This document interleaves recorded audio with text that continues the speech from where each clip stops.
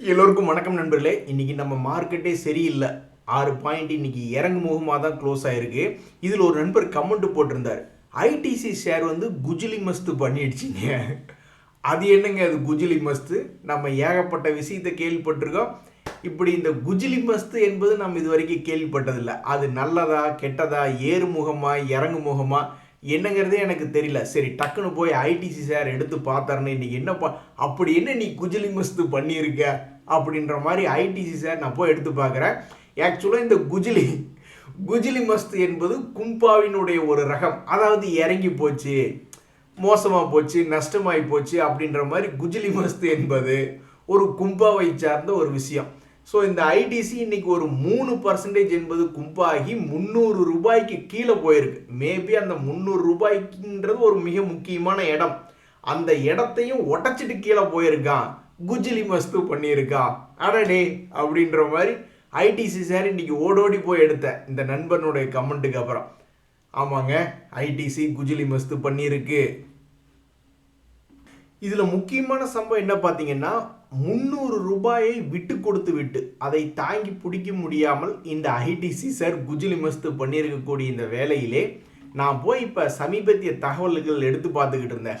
HDFC பேங்க்கு, Reliance, L&T, ஐடிசின்னு மிக முன்னணியான large cap ஷேர்கள் மறுபடியும் தோல்வியை தருவியிருக்கின்றன. யாருக்கிட்ட? Mid cap and small cap share கிட்ட. மறுபடியும் அந்த மிட் கேப் ஸ்மால் கேப் ஷேர்கள் தற்போது மார்க்கெட் மேல் நோக்கி ஏறி வந்திருக்கக்கூடிய இந்த சமயத்தில் பல ஷேர்கள் 40%, 50%க்கு மேலே சம்பாதித்து கொடுத்து விட்டது. இப்போ நீங்கள் பார்க்கக்கூடியது ஒரு சில சாம்பிள், மிட் கேப்பில் ரொம்ப முக்கியமான பங்குகளுடைய சில சாம்பிள். இவங்கெல்லாம் கடந்த ஒரு மாதத்தில் நீங்கள் பார்க்கும்போது ஓரளவுக்காவது மேல் நோக்கி இருக்காங்க. ஸோ இந்த சுஸ்லான் ஷேர்லாம் ஆல்மோஸ்ட் 41 ரூபா போனவன் இப்போ ஆல்மோஸ்ட் 50% ஏறி 60 ரூபா பக்கத்தில் வந்திருக்கான். அதே மாதிரி பாம்பே ஸ்டாக் எக்ஸ்சேஞ்ச் இதுவுமே வந்து பார்த்தீங்கன்னா ஒரு மாதத்தில் 20% என்பது ஏறி இருக்கு. இதுவும் வந்து ஒரு ஃபேமஸான ஒரு மிட் கேப் ஸ்டாக். அதே மாதிரி பவர் இந்தியா அப்படின்ற ஷேர் அவனும் ஒரு மாதத்தில் 16% ஏறி இருக்கான். 6 மாத பீரியடில் பார்க்கும்போது 71% என்பது ஏறி இருக்கான். இது எல்லாமே முன்னணி பங்குகள். இப்போ ஹெச்டிஎஃப்சி பேங்க் எடுத்து பார்த்து நீங்கள் இப்போ 6 மாதம் பார்த்தீங்கன்னு வச்சிங்களேன், அவ்வளவுதான் குஜிலி மஸ்தாக இருக்கும். பார்த்தீங்களா, நான் சொன்னேன்ல, ஹெச்டிஎஃப்சி பேங்கை போட்டு 6 மாதமாக நீ என்னப்பா பண்ண ஷேர் ப்ரைஸ் அப்படின்னு நம்ம கேட்டோம்னா நாங்கள் 25% குஜிலி மஸ்துன்னு அப்படின்ற மாதிரி 25% என்பது இந்த ஹெச்டிஎஃப்சி பேங்க் இறங்கி கிடக்கு. ஆனாலும் பல்வேறு மிட் கேப் பங்குகள் ரொம்ப ஃபேமஸாக மேல் நோக்கி ஏறி வந்துடுச்சு. எம்சிஎக்ஸ் எடுத்து பார்க்குறோம், கடந்த ஒரு மாதத்துலேயும் 12%, ஒரு 6 மாதத்தில் பார்க்கும்போது 6%. எக்ஸைட் இண்டஸ்ட்ரீஸ் இது வந்து ஒரு மிட் கேப் ஷேர் தான், ரொம்ப கொஞ்சம் ஃபேமஸான ஷேர் தான். இருந்தாலும் பல மாதங்களாக இறங்கியே கடந்திருந்தான். சரி, டைம் கிடைக்கிறப்போ பிக்கப் ஆகிடும், நல்ல நேரம் வரட்டும் அப்படின்னு உட்காந்துக்கிட்டே இருந்தான்.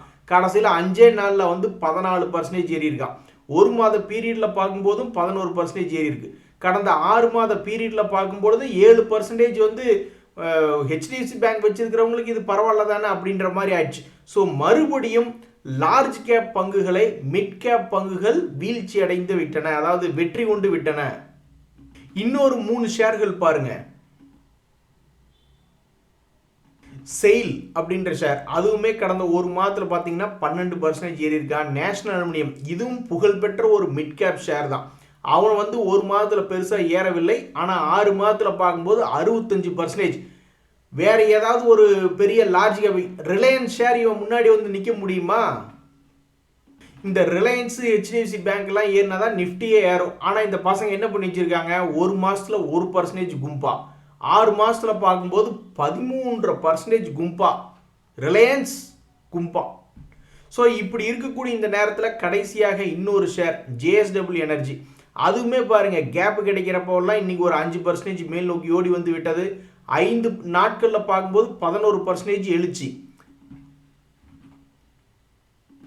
சோத்துலேயே அடி வாங்கியாச்சு, சேத்துலேயே அடி வாங்கியாச்சு அப்படின்ற மாதிரி இப்போ ஸ்மால் கேப்பில் சில ஃபேமஸான ஷேர்கள் பார்க்குறோம். அவங்ககிட்டையுமே இந்த லார்ஜ் கேப் பங்குகள் தோல்வியை தான் தழுவி இருக்கின்றன. இப்போ இந்த நெட்வெப்பில் வந்து கடந்த ஒரு மாதத்தில் பார்த்தோம்னா அவனு 4% சம்பாரிச்சு கொடுத்துருக்கான். ஸ்மால் கேப் ஷேர் தான், ஆனால் 6 மாத பீரியடில் பார்க்கும்போது 22% சம்பாரிச்சு கொடுத்துருக்கான். இந்த ஐஎஃப்சிஐ வந்து என்எஸ்சி ஐபிஓ நியூஸை வச்சுக்கிட்டு மற்றும் அவங்களுடைய ஓன் பர்ஃபார்மன்ஸை வச்சுக்கிட்டு பார்க்கும்பொழுது ஒரு மாசத்துல 11%, 6 மாசத்துல 32% சம்பாரிச்சு கொடுத்துருக்கான். டேட்டா பேட்டர்ன்ஸுமே ஒரு புகழ்பெற்ற ஒரு ஸ்மால் கேப் ஷேர் தான்.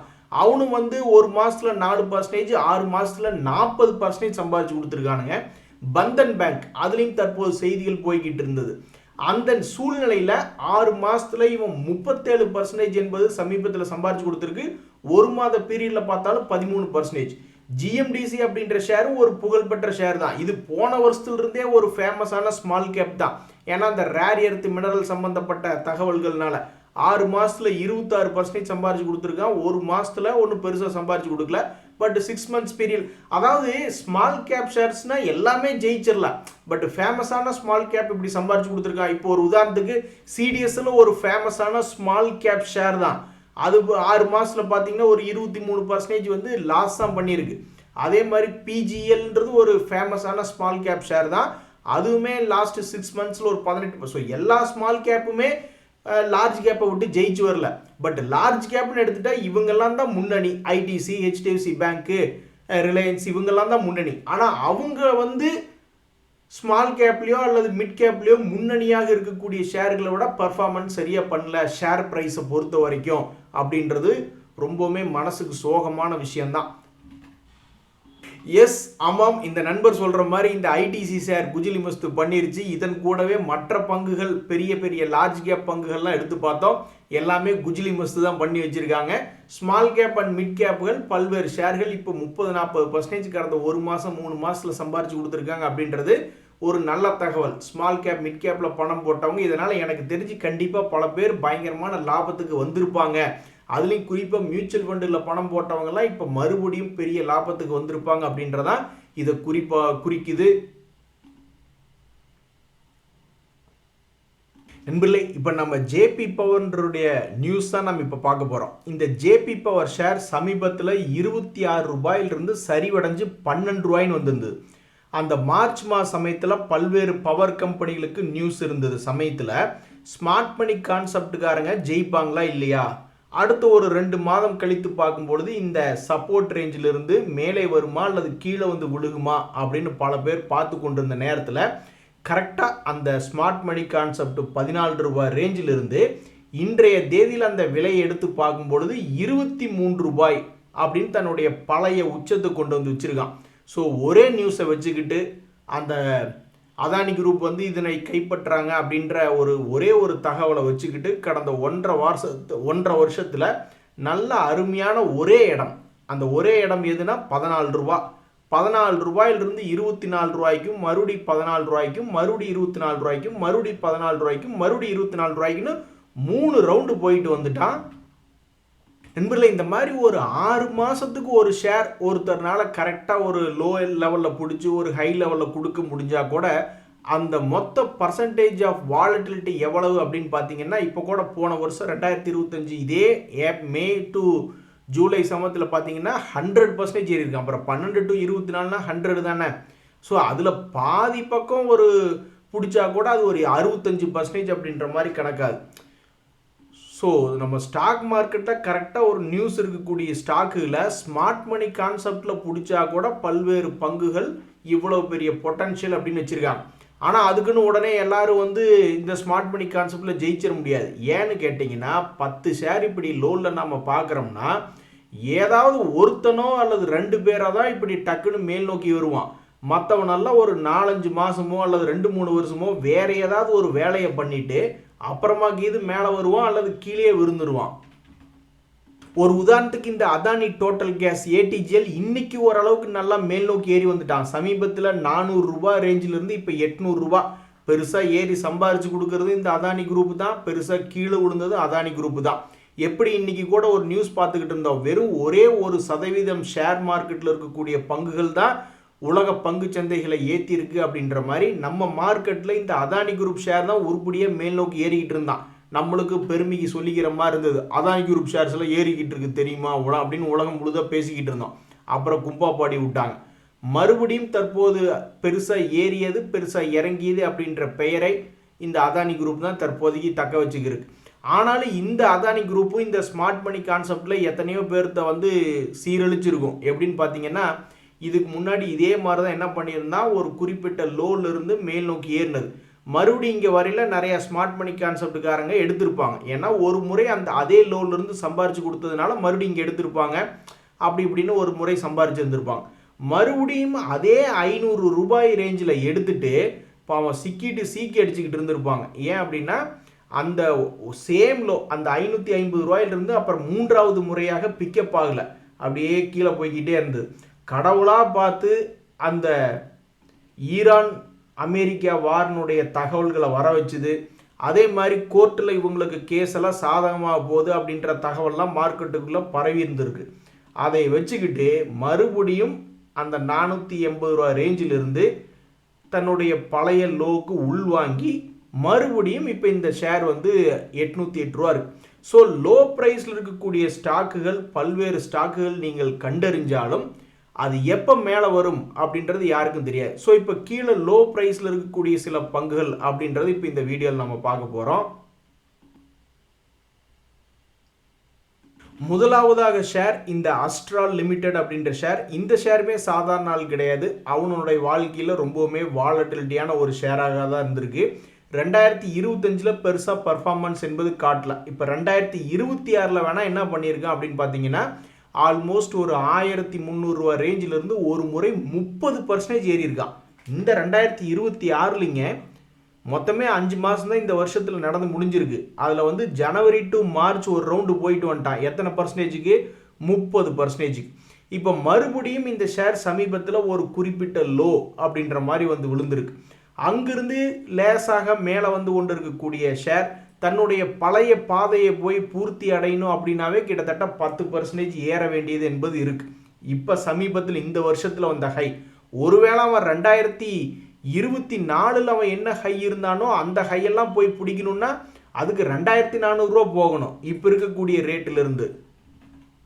ஸோ இந்த ஷேர் ஏறுமா இறங்குமா அப்படின்ற மாதிரி தெரியாது. ஆனால் இந்த ஷேரில் என்ன ஒரு நியூஸ் அப்படின்னு பார்த்தீங்கன்னா, இந்த ஷேர் தன்னுடைய பழைய ஹையை போய் தொடணும்னாவே இப்போ இருக்கக்கூடிய ரேட்லேருந்து கிட்டத்தட்ட 50% ஏறினால்தான் தன்னுடைய பழைய ஹை என்பதை போய் தொட முடியும் அப்படின்றது இதில் ஒரு செய்தி.